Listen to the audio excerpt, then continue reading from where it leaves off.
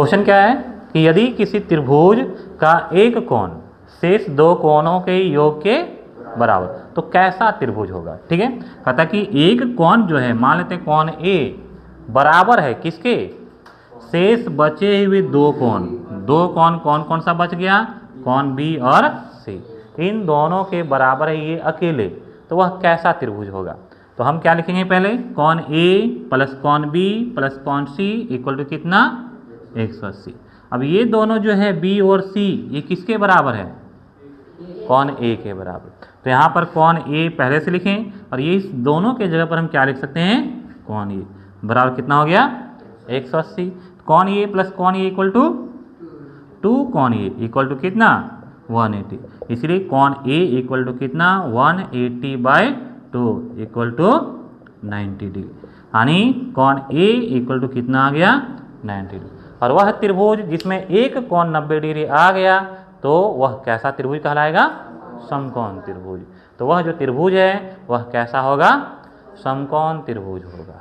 तो ध्यान दें, क्वेश्चन क्या कहता है, एक त्रिभुज में जो कोणों का अनुपात है, रेशियो जो है वह कितना है 2:3:4। तो हमको उस कोण का मान निकालना है। ठीक है, तो जब रेशियो 2, 3, 4 दिया हुआ है तो पहला कोण कितना हो जाएगा 2K 3K और ये कितना 4K।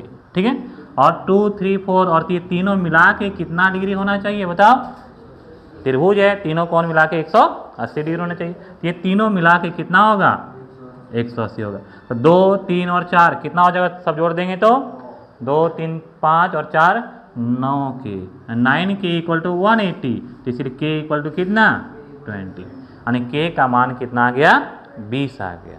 ठीक है, जब K का मान 20 आया तो A को क्या मान है देखो 2K, तो 2 × 20 इक्वल टू क्या हो जाएगा, A का वैल्यू 40 डिग्री, B को क्या माने 3K अर्थात 3 × 20 कितना 60 और C क्या है 4K का मतलब 4 × 20 इक्वल टू 80। इस प्रकार से ये जो तीनों कोण हैं उसका मान 40, 60 और 80 होगा। ठीक है, और इसका रेशियो कितना 2:3:4। अब तीनों जोड़ के देखो क्या 180 आ रहा है कि नहीं आ रहा है, 40, 60 और 100 तीनों मिला करके भी कितना आता है 180 डिग्री। ठीक है, एक फिगर दिया हुआ है, इसमें त्रिभुज ABC है। ठीक है, और यहाँ पर देखते हैं CB को क्या किए बिंदु D तक बढ़ाएं और BA को बिंदु E तक, और ये दोनों कैसा कोण बन गया बताओ, बाह्य कोण बना। ठीक है, हमको निकालना है इस x का वैल्यू कितना होगा। ठीक है, और यह x क्या है, इस त्रिभुज का अंतः कोण है, इंटीरियर एंगल है। ठीक है, तो कैसे निकालेंगे, पहले ध्यान दो, इधर 110 है तो ये कितना 70 डिग्री।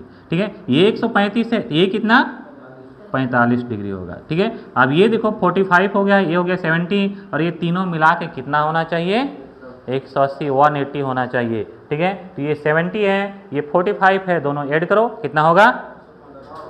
ठीक है, ये दोनों मिला के देखो 115 115 हो गया, तो कितना बच रहा है 180 में कितना 65। ठीक है, 65, तो x का जो वैल्यू होगा वह कितना होगा 65 डिग्री होगा।